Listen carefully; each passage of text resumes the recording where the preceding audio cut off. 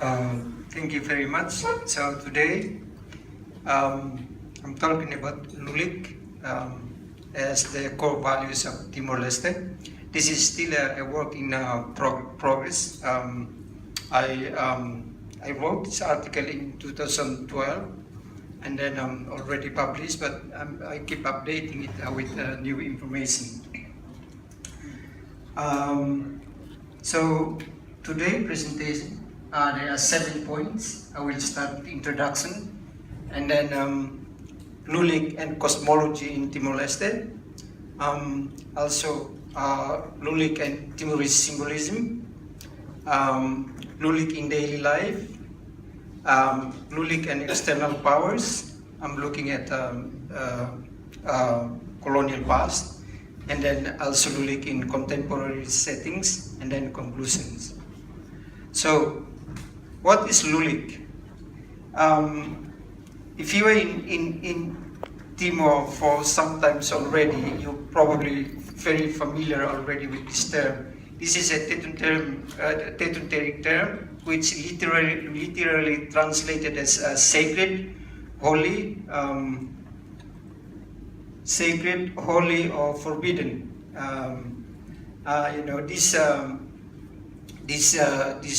term, on daily life, we know that Lulik used, for example, people call Rai Lulik, which is sacred land, Be Lulik, sacred water, Sasan Lulik, sacred ancestral sacred items, Ho Lulik, Amun Lulik, or Nai Lulik. This is interesting combination with Amun Lulik and Nai Lulik, Catholic priest.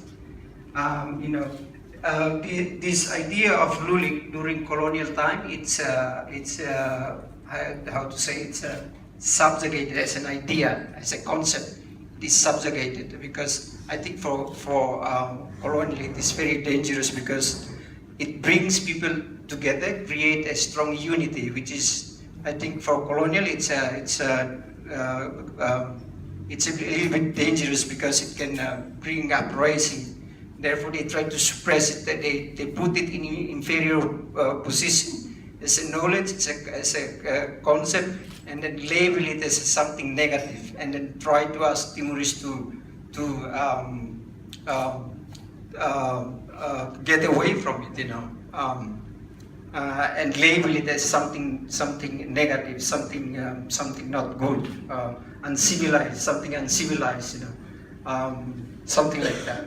So because of that, even during Indonesian time when we go to school, all the Indonesians keep telling us, we should not go to our culture, to our concept, to our traditional practices because it is not good. It is not, because that means, this is what they told us, that means if you go back to your culture, means that you're going backward,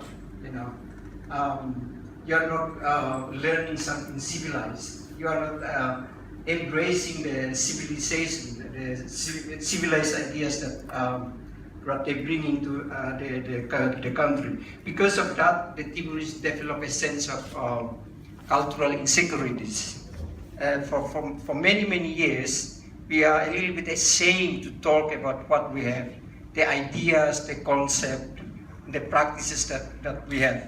Because during colonial time, every time we try to talk about ourselves, they say, oh, it's not good. You try to bring yourself backwards, You are not trying to civilize yourself. So they say negative things about your own concept so that they can introduce, expecting you to swallow what they bring into you. But now, after independence, I can see that a lot of people, especially in the rural areas, they try to go back and try to rediscover what is themselves, what is their own, what is their culture, and what is their traditions. So, what is Lulik? Lulik, I already explained, is translated as forbidden, holy, and sacred. This term exists in all ethno-linguistic groups in Timor-Leste. For example, in my language now what we call it Lulik, also Mumbai they call it Lulik, In Bunak, they call it Po. In Fataluku, Los Palos, they call it Tei. And Makasai, they call it Palun or Gifalun. It's a Gifalun, something wrapped, something hidden, and something like that. It refers to spiritual cosmos that within it, inside it, there's a divine creator, the spirit of the ancestors, also the root of life. So life is coming from there. Also the sacred rules and regulations. So all our rules and regulations in Timor traditionally coming from Lulik. Because they are Lulik, because rules and regulations they are in the same domain as the ancestors and the creator. Therefore, they are considered as sacred, and it works very effectively for the Timorese because of the sacredness of the rules and regulations that we have. On top of that, all our rules and regulations created by the ancestors, and then they are already in the spiritual world. These rules and regulations, they regulate three things. First, they regulate the relationship between people and the divine, and then people and people, and then people in nature. If I go these too much details, it's very long. If you want to find out more, I have a link there. So the main objective of Lulik as a philosophy is to ensure peace and tranquility in society as a whole, in which it can be achieved through proper balance between two opposing ideas or two opposing values, like masculine, feminine, big, small. In our culture, we have wife giver, wife taker, of that sort of money, brothers, sisters, ritual, political, insider, outsider, Malay, Timorese, and all that. This dualistic structure we can find throughout Timor, not only Timor, but I think in Pacific in general. So Timorese is a dualistic society based on two opposing things, masculine and feminine, if I can refer it to. And then as an example, I give an example. You can see Timorese symbol, very famous, the one that is wearing the kaibauk. She put it in here, but it's the wrong place. You should put it in the head. Yeah. So the kaibauk is the masculine symbol. The opposition of that is the belak, the feminine one, the belak. The kaibauk is, we put it in the head, and the belak in the chest. Why? Because head is considered masculine because it is hot and then active, and then the belak in the chest because the heart is considered feminine. It's cold and then it's passive. That's why we put it that way. In our cosmology, I drew this diagram. This diagram, you see three things, but actually it is two. You can see from that side. First is Lulik at the center, which represents the spiritual conceptual world. It's with a feminine characteristic, and then the other two layers is a physical material or real world, which is masculine. This diagram, I came up with this diagram because based on three things. First, the island of Timor. This diagram can represent the island of Timor itself. First, Lulik, the whole island. Lulik, the representation of the center. We have a ritual domain. We have a ritual domain called Wehali, which is located in present day of Tambua. They are the ritual center of the whole island. And then at the feminine world, this ritual domain of Wehali, they have 4 corners, 4 smaller kingdom, which is acting as the gatekeeper to go to the center. So they are this second layer at the feminine world, and the masculine world is the entire domain of Timor. So if they go to Wehali at the center, where Lulik is located, they have to go through the 4 corners domain that around Wehali. That's first. And second, in our local domain, we also have that. We have a space, a physical space in our local domain, which we call Lulik. We call it Fating Lulik. You know, it's either a hill or just a space where people refer to it as a Fating Lulik. When you don't go there, you only go there when you conduct ritual and ceremonies. On like normal occasion, you don't go there. And then we have a feminine world, which is occupied by our landlords, the landowners, the one that hold ritual powers. And then on the outside, there are clans that is dealing with political powers, the Leroys. They are occupying that. And then the third is I'm looking at our house, our sacred houses.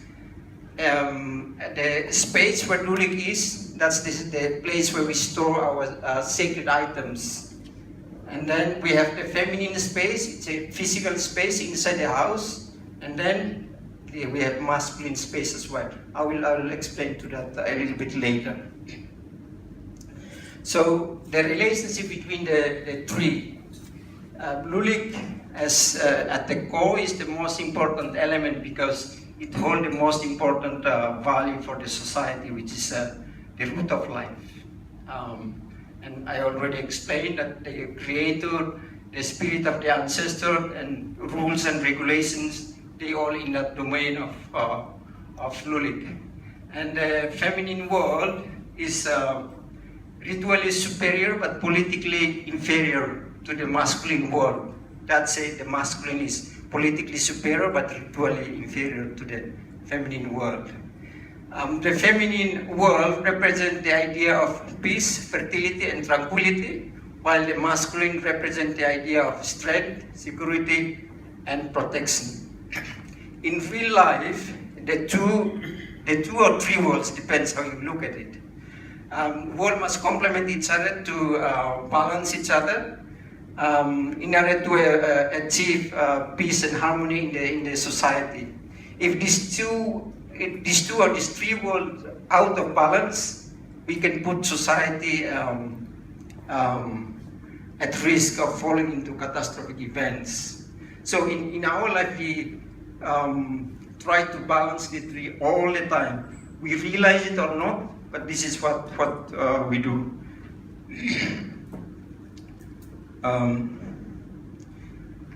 Within this 3 world, the diagram replicates itself.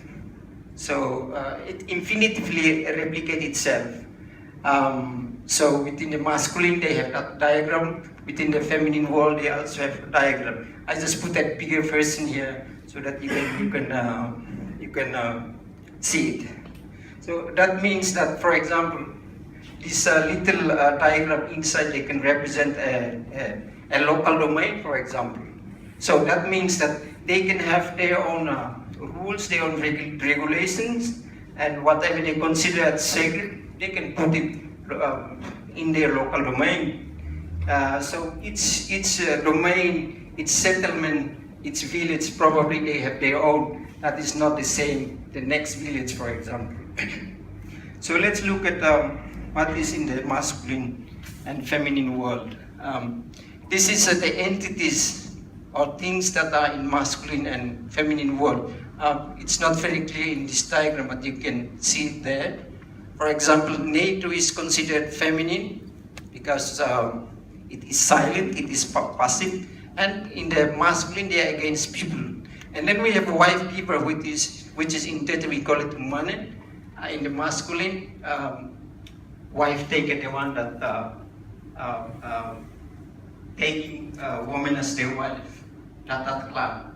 And then we have ritual number 3 to number 5. That's our political structure traditionally. And then we have older as a feminine, and then younger, or values, new values, indigenous, foreign, earth, sky, inside, outside, water, fire, and some animal, pig, bird, snake. That's feminine, and then the masculine animal, water, buffalo, cattle. And then also I put a little bit here your 8 programs that is masculine against the beneficiaries. You see the 8 programs here. It's you go up. If you look at the masculine list, they are in the same domain as the outsider, the foreign, the new values, younger. It's all in the same domain. With the beneficiaries in the masculine, you can see. I go a little bit further on this. So, in your work, this is so in the masculine domain. This is what you are. You are developing programs. You bring in new ideas, new values. You are foreign. And then your partner, your local partner is the government, municipal administrators, the civil service, and then all the Timorese here. Your beneficiaries are in the feminine world. Like you will be dealing with the old values, the indigenous, and the beneficiaries.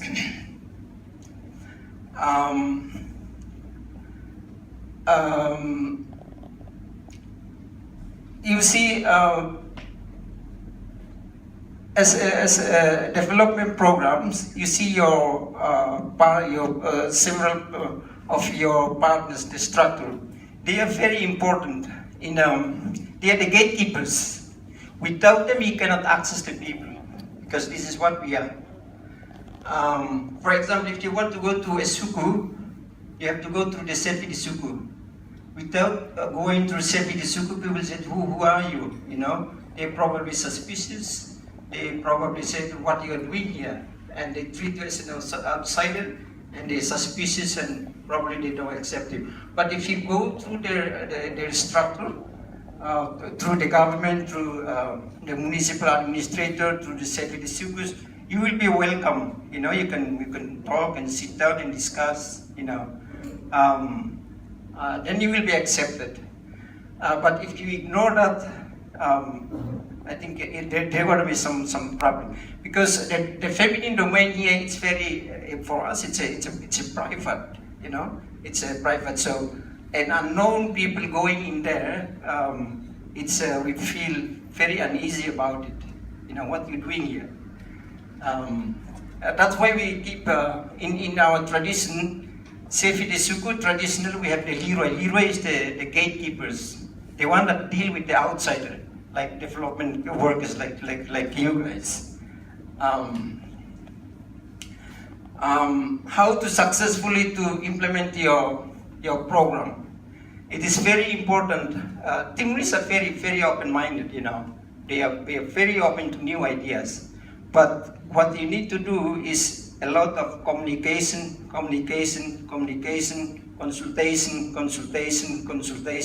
and consultation, until they understand your ideas.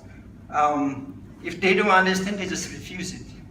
You know, when they understand the idea, the new ideas that you bring in, they feel that they have a benefit out of it. Later on, they just accept, and they treat. Later on, they just treat it as their own. You know, if you bring in some new values, then they will just later on they just take it as their values. That's how to interact. You know.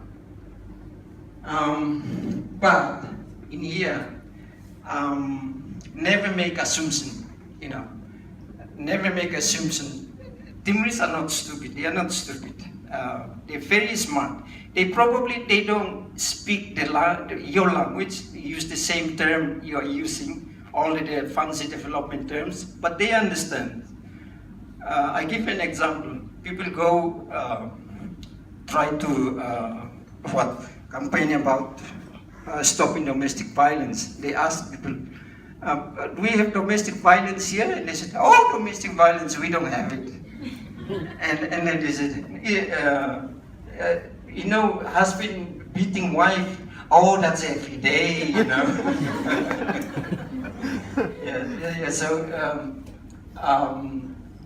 So communication and consultation, it's very important. And then never assume that Timor is just like anywhere else, which is completely wrong.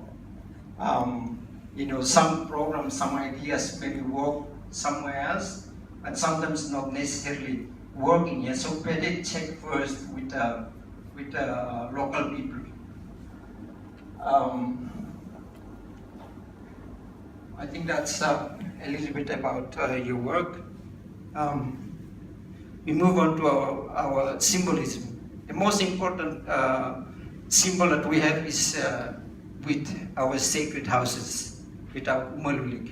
You see this Lulik, it's a buffalo with a horn, and then there's a star, and then there's a bird. If this picture is clear, you will see that the star is the color of the star is white, the bird is green, and the buffalo is black. I explain what it means later. This is another Lulik. It's this stick. It's resemble a horn. There are two horns here, but the picture only show one horn, and you see the bird. And then the white stuff, flower, it is actually a star. It's not a flower, but it is a star. This one as well. This is in Ilikisa. There are the two houses in Vikeke in the east. This one is in Ilikisa. You see, it's a horn. You see the bird, and then all the colors: green, white, and then black. There's a love sign in the middle. I don't know if you can see it.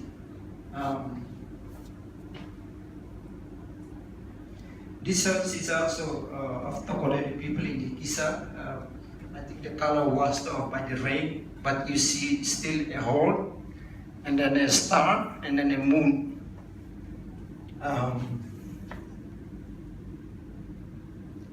In here, it's two of them are doors with woman breast, and this one is lesu. I don't know what is lesu. We use that to pound food, rice and sagu and everything. Yeah, but with the breast. This I can tell you, this represents the idea of fertility, woman's fertility. But you see, this one is chopped off. Probably the church find the breast is too erotic, so they ask people to chop it off. So you can see just two breasts in there without the breast. What all that symbols means? You see, the buffalo horn is and the black color is represent the masculine area, the masculine domain. And the birds, moon, woman breast, sometimes seashell, and the green color, that's the fertility. That's the feminine domain. And the star and the white color is the Lulik itself. Buffalo, they used to represent the masculine white. Buffalo is the strongest animal found in Timor. That's why it represents strength and protection. And also birds is feminine white. It's because birds, it's like, because they bring seeds from one place to another place. So they bring life, they spread life. That's why it represents. And then moon, you know why moon. Moon is cold. And the opposite of moon will be sun. Sun is masculine. and also woman breast, that's obvious. And then green color, the green is of course fertility. And the star in white color, it's Lulik itself. That's white is holy, divine. Why we use star in white color to represent the conceptual and the spiritual world, because first of all, in this domain there are rules and regulations, which is, it has to be pure, it has to be true, it has to be something that unquestionable, you know. If your rules, your values, something questionable, you will create a lot of trouble. It's going to create a lot of chaos between the masculine and feminine world. Therefore, all our rules and regulations, it has to be sacred. It has to be something that contain an unquestionable truth. You know, you cannot put a rules and regulation in the when people still question about it.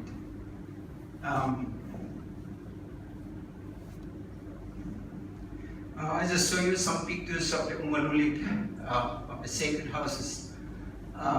You see some horn they are in different forms from different part of Timor. Like these two, they are from Laga and Kelekai. The one in the middle there, a small thing that's sticking up, it's actually a real buffalo horn. They show the masculine, they represent masculine values. This one in Maubisi of Mumbai people. And then that one is Los Palos. You can still see horn and then bird and so on. We move on to Lulik in daily life. So in our belief system, we believe in a feminine God. Because why feminine God? Because we are subsistence farming society. Therefore, our God is a fertility goddess. It's not a God. We are introduced to the idea of masculine God when we are interact with the Europeans, with the Portuguese, when they bring in a Catholicism. But before that, we worship fertility goddess. In Tetun Terik, their god is called Maromak.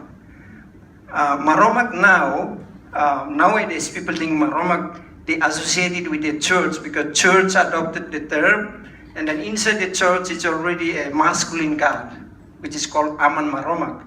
But originally it is a feminine, represent the idea of fertility. And then in other languages, for example, the idea of Maromak, in Makassar they call it Uruwatu, which is moon and the sun. It's always the moon first and then the sun. So the feminine first and then the masculine. In the Fataluku also the same, Uruwatu. So Uru first and then Watu, the sun after. In my language now, what we call it, Ulara. It's a Wula first, the feminine first and then the masculine. It also shows the importance.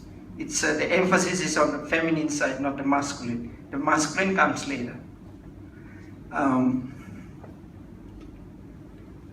The idea of gender. First of all, Timorese gender relation is asymmetric, meaning that we do different things but consider the same. Not necessarily doing the same thing. So men and women can do different things but consider the same, because physically we are not equal. For example, why women have to get pregnant for 9 months? How men can compensate? You can never compensate women that get pregnant for 9 months. Therefore we have asymmetric relationship. In our campaign to stop violence against women, we say pay respect, woman is sacred. We say feto maroma. The idea of feto maroma, first of all, the maromak itself, it's a woman, it's a feto. But saying that ordinary woman like maromak, like God, it's because both feto, both woman and maromak, the God, they both create life. Life is derived from them. Therefore, you need to pay respect to them. It is because all men and women, they are coming coming from women. Therefore, life is centered around women, not men. You know, in modern idea or Christian ideas that life is centered around men. That's not our tradition. Our tradition believes that life is centered around women, not men. As an example, Los Palos people, when a child born, maybe something like 1 or 2 weeks, all the women, they get together, they do a ceremony or a ritual to name the child according to the name of the woman's family, not the man's family. That shows that life is centered around women, not men.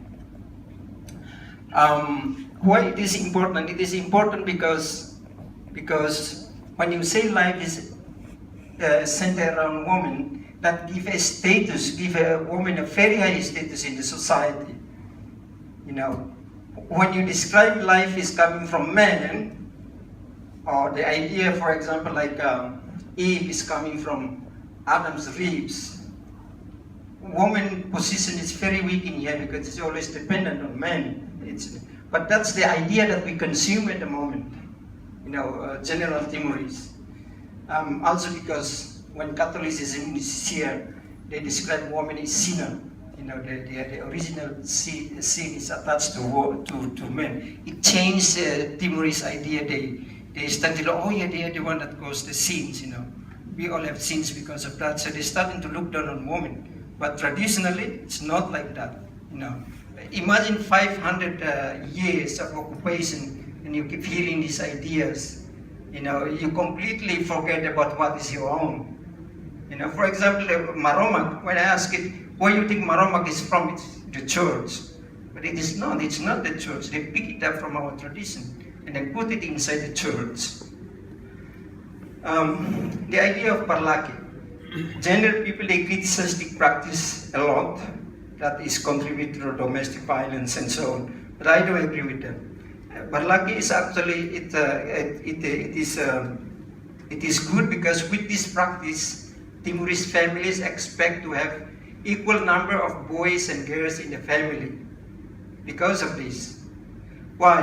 Because when you receive parlake or bride price from a girl who married out, you get a bride price and you use the same bride price to pay for the boys who married a woman from another family. Therefore, the girl has a very important role in our family because of this. So each family, if you have more boys than girls, you are screwed. You are lucky if you have more girls, because it means that you will get. But if like all the families that have like only boys, they are actually struggling because no one will help them to pay for the bride price when they get married. You know, so everyone expects to have equal numbers of boys and girls in the family. That's give the importance to girls. You know. That's a little bit about gender. About our political system. Our political system, the important thing here is the separation between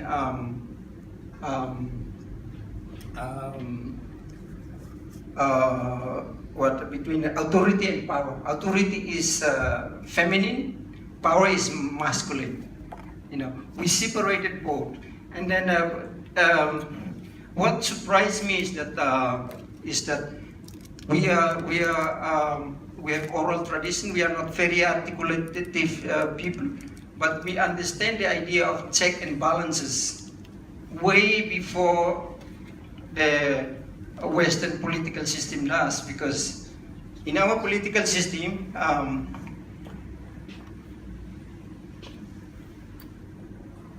In our political system, you see the institution is here in the all the political in here, and then all the ritual is outside, and both of them they complement each other, they check and balance each other all the time. Like the Leroy, when they do something, the Leroy, that is the one that executing the political power, when they do something, they have to check with the ritual. Without the blessing of the rituals, they cannot do anything. Therefore, when the Portuguese came, they started to say that Leroy is equal to, which is a king, which has absolute power, which is completely wrong. Completely wrong, because our political leader, they don't have absolute power. They have to submit to first to the ritual authority, and the ritual authority, they have to confirm with all the rules and regulation inside Lulik, which is sacred, which is if you go against it, you know, a lot of things gonna happen to you. So that's our political system. Our marriage practice, very important. One thing I didn't explain earlier before is that the entities inside the two worlds, they move around. They move around, meaning that if you are in the masculine world, you are not stuck in there. But in some occasion, you move to the feminine world. For example, the wife giver is feminine, a wife taker is masculine. So when I married a girl, I am in the masculine side. But when my sister married out, I'm in the feminine side. So you operate in both worlds, so you understand what it means to be in the masculine, what it means to be in the feminine worlds. So it's like that. And you can read some summary from some research about our marriage system in there. About sanction, because why Lulik works, it's because of all these sanctions. First of all, the sanction, it's the punishment is in this life, not in the life after. Our life after is not very well defined. So we don't have the idea of heaven and hell. It's just we just have the afterlife. There's some world exists, but it's not very well defined. So we focus on this life, not the life after. But we understand that those who died already, spirits still influence us in this life, especially our ancestors, because we believe that because we are coming from our ancestors who passed away already, so they still have influence on our life in real world. If somebody break the rules of Lulik, they will get punishment, but the punishment is not only to them. It can strike the family members, the father, the mother, the grandmother, the community, the society as a whole. Because of this, that's the reason why Timorese stick together, because the action of one person can affect other people around you, or even your entire society. That's why the family is very strong. They watch each other because of that. Because somebody make mistake, the rest will get the punishment, the sanction as well. And interestingly as well, the punishment is can strike today, tomorrow, the day after, next year, next 20 years. It's always there. If you do something wrong, you always think about it when it's going to strike. Therefore, better not to break the rules. All the sanctions revolve around the idea of infertility, because we are subsistence farming society. Fertility is revert. It is important. The opposite of that is infertility. So if you break the rules, the form of punishment you can see it's either natural disaster, not able to have children, fail crops, and things like that. The picture in there, it's the warning of the punishment itself. It is called Tarabandu. This picture I took in Elmera. They put it around coffee plantation. It is a warning that if somebody come and steal my coffee, you will be ritual, you will be hanging like the trees. The trees dried, that's infertility. Therefore you will be dried like that. It's a warning. I mean, probably you don't see it, but Timorese, they understand what it means. It means that don't mess with this coffee plantation. Or when you see this sign near somewhere, don't mess around in that area. Yeah, it is